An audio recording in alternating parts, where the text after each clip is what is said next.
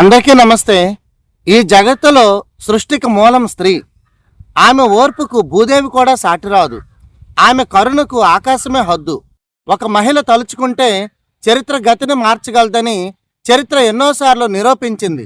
అందుకే మహాకవి గురజాడ అప్పారావు గారు ఏ దేశమేగినా ఎందుకు ఆలిడినా పొగడరా నీ తల్లి భూమి భారతని అని అన్నారు. ఇక్కడ తల్లి అంటే కేవలం దేశం మాత్రమే కాదు, దేశాన్ని నిర్మించే ప్రతి ఇల్లాలు, ప్రతి మహిళ. ముఖ్యంగా ఏపీడిఎస్సి 2026 లక్ష్యంగా పెట్టుకున్న మహిళా అభ్యర్థుల జీవితం ఒక నిరంతర యుద్ధం, ఒక అపురూపమైన తపస్సు. ఒక ఆడపిల్ల పుట్టింట్లో ఉన్నంతకాలం మహారాణిలా పెరుగుతుంది.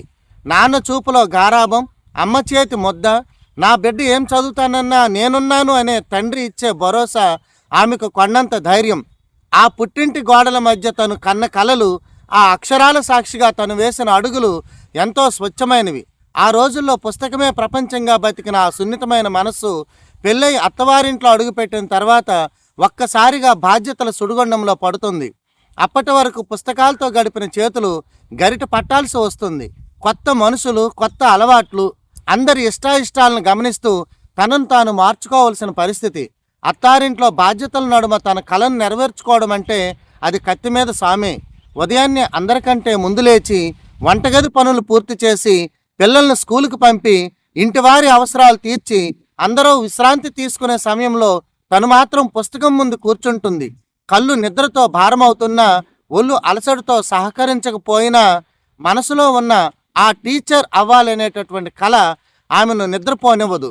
తెల్లవారుజామున అందరూ నిద్రపోతున్న వేళ కంటి నిండా నిద్రను వదులుకొని పుస్తకాలతో కుస్తీ పడుతున్న ప్రతి మహిళా అభ్యర్థి ఒక నిశ్శబ్ద విప్లవం. శ్రీశ్రీ అన్నట్లు ఏ విప్లవానికైనా పునాది ఆకలి.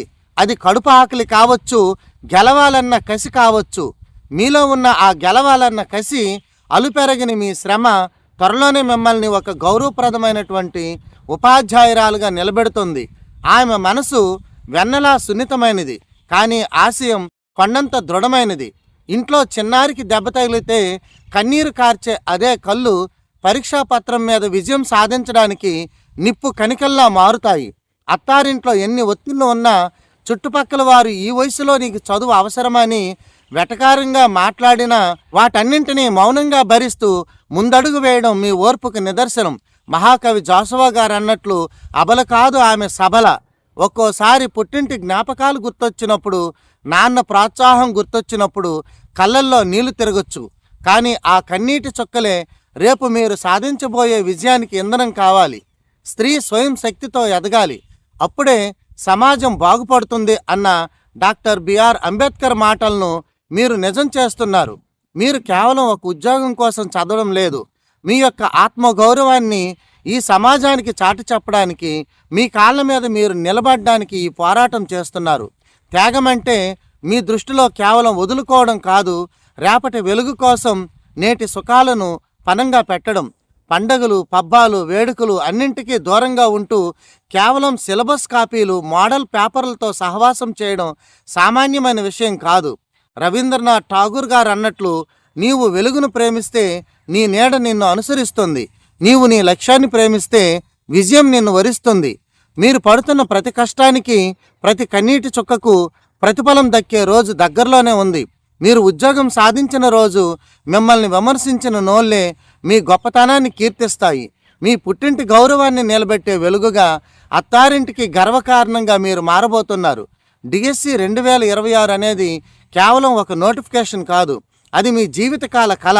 రేపు మీరు తరగతి గదిలో అడుగుపెట్టినప్పుడు మీ విద్యార్థులకు మీరు పాఠాలు మాత్రమే కాదు, పట్టుదలను కూడా నేర్పిస్తారు. ముగింపుగా ఒక్క మాట, అచంచలమైన ఆత్మవిశ్వాసంతో ముందడుగు వేయండి. ఎవరైనా మిమ్మల్ని తక్కువగా చూస్తే కుంగిపోకండి, ఎందుకంటే ఓటమిని అంగీకరించిన హృదయం ఎప్పుడూ గెలుస్తూనే ఉంటుంది. మీరు గెలవాలి, గెలిచి తీరుతారు. ఒక గృహిణిగా మాత్రమే కాదు, ఒక గొప్ప గురువుగా చరిత్రలో నిలుస్తారు. అందరికీ ఆల్ ద బెస్ట్.